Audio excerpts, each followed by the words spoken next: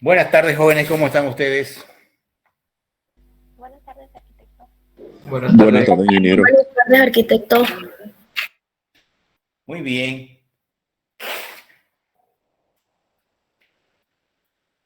Vamos a ver hoy es el último, hoy día vamos a tener clases virtuales. Desde la próxima clase, desde la próxima semana las clases serán presenciales. Y vamos a conversar un poquito sobre los revestimientos. Y dentro de esos revestimientos, hoy día vamos a hacer mención al más utilizado por nosotros, los cruceños, los bolivianos, que es el revestimiento de morteros de cemento Portland. Estos revestimientos se hacen con mortero. ¿Y qué son los morteros? Mezclas dosificadas y homogéneas de un aglomerante, un agregado fino y el agua. El aglomerante en este caso va a ser el cemento porque la cal ha desaparecido de nuestro medio por las razones que conocen de la famosa ley 1008. El cemento no tiene que tener una hidratación previa. La arena no tiene que tener impurezas, ni arcilla, ni grasas, ni aceite, y el agua debe ser químicamente pura, aquella que ustedes puedan beber. Esa mezcla dosificada y homogénea se aplica sobre un firme, que puede ser ladrillo, puede ser bloque, puede ser vigas de hormigón, columnas de hormigón, lo que sea. Pero hay algunas condiciones que se tienen que cumplir. Primero, la pared a revocar o el firme a revocar tiene que estar en condiciones de ser revocado. ¿Qué significa eso? Que definitivamente no puede tener grasa, aceite, moho, polvo, tierra ni nada. Y cuando la superficie es extremadamente lisa, lo que hacen los albañiles con la poca preparación técnica que ellos tienen es picar, golpear con un combo, con un cincel, para hacer determinadas ranuras donde se pueda adherir la mezcla. Si ustedes agarran y miran lo que pasa con una cerámica esmaltada, un azulejo, en la parte de atrás, la no esmaltada, necesariamente tiene unas ranuras, tiene unas protuberancias para poder mejorar la adherencia. Si no hay adherencia, no hay, ¿no es cierto?, revestimientos de contacto. Muy bien. Dicho estas cosas, estos revestimientos hechos con morteros, ¿ya? La arena varía desde los 2 milímetros hasta 64 micrones. Es decir, que hay una gran variedad de tamaños.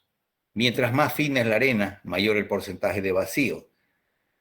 Pero en este caso no es importante porque de ninguna manera la arena o el revoque cubren o cumplen funciones estructurales, sino directamente solamente para revestir y o proteger una determinada superficie.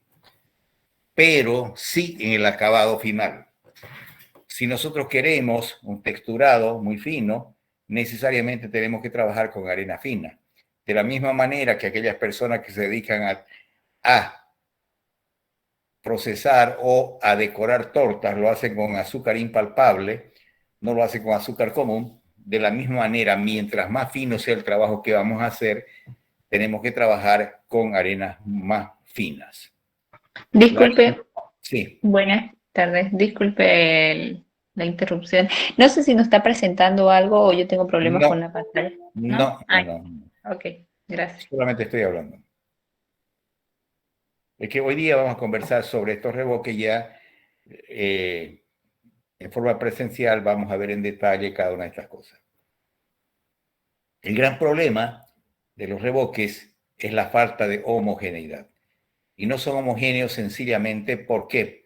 Porque el proceso de fabricación del mortero se lo hace en el suelo, donde el material se contamina, lo hacemos con lampa y pala, y la mezcla no es homogénea. Y al no ser la mezcla homogénea, cuando nosotros agarramos y la aplicamos sobre un firme, va a haber una parte que tiene mucho cemento, otra parte va a tener poco cemento, y obviamente cuando ese revoque esté sometido a intempericie, cuando ese revoque esté sometido, ¿no es cierto?, a las distintas esfuerzos que generan los cambios de temperatura, de humedad, asentamientos, se van a comportar de manera distinta y van a aparecer fisuras, rajaduras, piel de cocodrilo y todo. Por eso también es importante saber, ¿verdad?, dónde se va a aplicar el revoque. No es lo mismo aplicar un revoque en forma interna que en forma externa. En forma interna, las variaciones de humedad, de temperatura, son distintas en el exterior, donde tenemos el gran problema que es el sol. El sol y los rayos UV destruyen absolutamente todo. Otra de las características que tiene que tener es que previo a revocar tenemos que mojar la superficie a revocar, porque si no, cuando nosotros revocamos, parte del agua la va a absorber la pared o el firme, dejándolo al cemento sin la cantidad de agua necesaria para que se realicen los fenómenos de endurecimiento. También todos sabemos que el proceso de endurecimiento del cemento es de 28 días. ¿Y qué es lo que ocurre? Cuando yo aplico sobre una pared muy delgada, muy delgado el espesor, y esa pared está en contacto con el sol, rápidamente se evapora el agua, en algunos casos antes siquiera de que se hayan producido los fenómenos de endurecimiento. Y cuando usted le pasa la mano, directamente se desprende todo como si fuera arena y no tuviera absolutamente nada de cemento. Muy bien, entonces, los morteros fallan no porque nosotros le mezquinemos cemento, no porque nosotros no lo hubiéramos hecho adecuadamente, sino sencillamente porque no cumplimos o no se cumplieron determinadas condiciones imprescindibles para que este concepto, este revoque, este revestimiento realmente sea lo que nosotros estamos buscando que lo sea. Muy bien. También es importante, si solamente en un país, yo conozco muchísimos lugares y nunca he visto un país, ni un lugar, ni una zona que tenga la característica que tiene el río Piraí. Una fuente inagotable de materiales, de ripio, de arena, de piedra. En otras partes se fabrica la grava, se fabrica el ripio, se fabrica en base a machacar, romper, triturar, moler roca. Por eso, cuando el proceso de obtención de estos materiales es de esa manera, los elementos que se obtienen son poliédricos, entonces da mezclas poco trabajables, muy difíciles de aplicar. Mientras que cuando el producto nosotros lo obtenemos del río, son la arena, el ripio son redondeadas, entonces es mucho más fácil, mucho más trabajable. El único problema de sacar material del río, que dado el poco criterio que tenemos para manejar las cuencas de los ríos, que legalmente no se puede cultivar, no se puede construir a 200 metros de las orillas de los ríos. Sin embargo, usted va a ver que los asentamientos están prácticamente en la orilla del río. Eso hace una deforestación, y como esta zona, sobre todo de donde se origina el Piraí, que es, digamos, los valles mesotérmicos, desde Bermejo, se producen con las lluvias, la descomposición de los feldespatos que da lugar a las arcillas van directamente al agua y el agua está contaminada y está con un elevado porcentaje de arcilla. Y la arcilla es una impureza muy, muy, muy complicada para el ripio y para la arena. Lo cubre de una película que evita la adherencia entre las partículas. En otros lugares, el problema son las sales. En otros lugares, también es el material orgánico. Muy bien. Todo material que se somete a esfuerzos de cualquier tipo se deforma. Si esos son de origen térmico, con las variaciones de temperatura, se producen dilataciones y contracciones. El otro día la temperatura era de 7 grados y en la tarde era de 28. Es decir, que hay más de 20 grados de diferencias. Y eso hace que se produzcan deformaciones importantes que, si el material no está en condiciones de absorber, van a aparecer fisuras, partiduras, rajaduras. Por eso es que en los pavimentos, cuando tenemos nosotros pavimentos en la ciudad, cada 4 metros ven que hay una junta de dilatación ahí, o de contracción, que evita que el material se parta por otro lugar que no sea ese donde nosotros le hemos dado una protección mediante alquitrán, mediante productos químicos, Zika, qué sé yo. Si ustedes agarran y miran qué pasa con los ferrocarriles, las rieles de ferrocarriles no se tocan, están separadas 3 o 4 centímetros.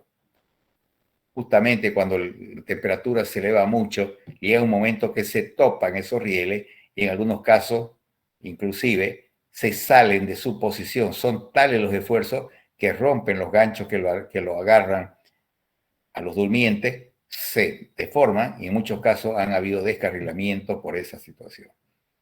Por eso también cuando nosotros hacemos revoques, tenemos que tener en cuenta, después de un cierto tiempo, tenemos que crear juntas.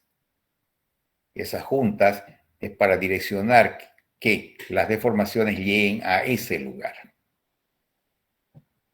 Muy bien. Los morteros no soportan esfuerzo de tracción. Por eso es que el espesor máximo que podría tener el mortero no debería superar los 2 centímetros. Y para eso necesitamos que las paredes estén perfectamente alineadas y estén perfectamente aplomadas. Si no ocurre así, es posible que en algún lugar tengamos un espesor de 1 pulgada o de 1 centímetro, perdón, y en el otro lado de 4 o 5 centímetros. Entonces hace que el comportamiento en todo el revoque sea absolutamente distinto. Y eso, sobre todo en exteriores que están sometidos a intempericie, va a ocasionar serios problemas de fisuras, rajaduras, partiduras, que evidentemente no son estructurales. Yo los conozco, sé que no son estructurales porque yo entiendo de estructura, pero no hay nada que devalúe más una construcción que mancha de humedad y partidura o fisura. Entonces, también hay un paradigma que creen que mientras mayor sea la cantidad de cemento que le pongamos, será mejor la calidad del material que obtenemos. Nada más equivocado. Si usted pone mayor cantidad de cemento a una mezcla para un mortero, lo que va a conseguir es que ese mortero se vuelva extremadamente rígido y al primer movimiento se parta, no sea capaz de acompañar esos movimientos. A alguno, hace muchos años, se le ocurrió decir que lo ideal sería para cada bolsa de cemento, 5 bolsas, para cada una parte de cemento, 5 partes de arena. En este caso de arena gruesa, que se utiliza para revoque. Yo les he preguntado, pueden preguntarle ustedes a sus profesores, ¿por qué 1 a 5? ¿Por qué no 1 a 3? ¿Por qué no 1 a 8? Y yo puedo tener un poco la respuesta. Si usted hiciera el revoque con una mezcla 1 a 8, una parte de cemento y 8 partes de arena, tendría un mejor rendimiento, menos costo del revoque, obtendría una mezcla mucho más plástica, una mezcla mucho más trabajable, una mezcla mucho más elástica, menos quebradiza. Pero para ello requiere que esa mezcla sea homogénea. Tiene que mezclársela en un agitador mecánico, en una hormigonera. Porque si usted lo hace 1 a 8 en el suelo, obviamente va peor la mejoría. Entonces, las características fundamentales de los morteros son que mezclas homogéneas. Siempre por ejemplo, nosotros, todas las mezclas que hacemos, las hacemos en hormigonera. No hacemos mezclas en el suelo. Y otra de las características, como se trata de un espesor demasiado pequeño y una superficie muy grande, cuando están expuestas al sol, muchas veces se evapora toda el agua antes siquiera de que empiece el endurecimiento. Por eso hay que tener mucho cuidado de qué manera programar los revoques en los lugares donde van a estar asoleadas esas paredes durante mucho tiempo. Y lo que hago yo y que debería hacerse es que usted pasa los dedos y cuando no se marcan los dedos en el revoque, usted debería estar mojándolos permanentemente. Lo que llamábamos anteriormente el curado. ¿Alguna duda? Sí, una consulta, ingeniero. Por eso es que mayormente los vaciados lo hacen en las noches. Claro, durante la noche la ventaja es que no hay el sol, pues, ¿no? Y al haber no hay sol, entonces la evapotranspiración es mucho más lenta. Y cuando se hace el vaciado de los pavimentos, no solamente se lo hace de noche, sino que después se le coloca un producto químico, se llama antisol. Ese antisol evita que el agua se evapore, que salga y pueda dejar al hormigón, en este caso en los vaciados, sin la cantidad de agua necesaria para que se desarrollen los fenómenos de endurecimiento. ¿Alguna otra duda? ¿Cuál podría ser la causa de que el hormigón se desgrane cuando uno lo toca? Bueno, pueden ser muchas razones. Primero, es posible que la cantidad de cemento que le han puesto no sea la suficiente. Segundo, el material que sea sucio. Entonces, al estar el material sucio, no hay adherencia entre las partículas. Tercero, que no se haya hecho un curado adecuado. Entonces, se evaporó el agua antes siquiera de haber empezado el endurecimiento. ¿Alguna otra pregunta? Estaba hablando de las cantidades de arena y cemento, pero daba así como una cantidad, eh, ahí se me fue el nombre, pero ¿cuál sería La la cantidad proporción. exacta? La proporción. Ajá. Acá a la gente se le ha ocurrido decir que debería ser una parte de cemento y 5 partes de arena. La pregunta es ¿por qué 1:5? ¿Por qué 1:4? ¿Por qué 1:3? ¿Por qué 1:20? Si ustedes comienzan a preguntarle a sus profesores, le van a dar, no creo que le den una respuesta objetiva, posiblemente sí. Sencillamente utiliza la mezcla 1:5 para que haya la cantidad de cemento suficiente de manera tal que el mezclado que hacen, que es totalmente heterogéneo, de alguna manera le llegue parte del cemento llega a mezclarse con parte de arena. Pero va a ocurrir que en esa mezcla que se hace a pulso, una parte va a estar muy, muy rica en cemento. Por lo tanto, cuando usted la aplique, va a ser una estructura muy rígida. Las otras partes menos rígidas. Entonces, cuando hayan variaciones de temperatura, de humedad, van a aparecer fisuras, partiduras, y se va a notar claramente el lugar donde se hizo ese cambio. Por eso yo les sugiero a ustedes que para la cuestión de los revoques deberían utilizar una mezcla 1:6, 1:7, yo diría hasta 1:8, una parte de cemento y 8 de arena, pero mezclados directamente en un agitador mecánico, en este caso una hormigonera. Para que tengan una idea, si ustedes hacen una mezcla 1:5, cada 5, es decir, una bolsa de cemento alcanza para 5 metros cuadrados más o menos de 2 centímetros. Si hacen una mezcla 1:8 con una bolsa de cemento, harían 8 metros cuadrados, ¿sí? Muchísimo más eficiente.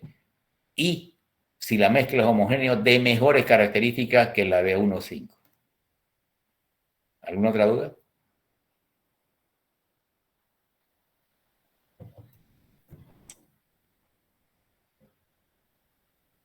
Bueno, todos estos conceptos los vamos a empezar a repasar ya en forma presencial y vamos a responder cualquier duda que ustedes puedan tener.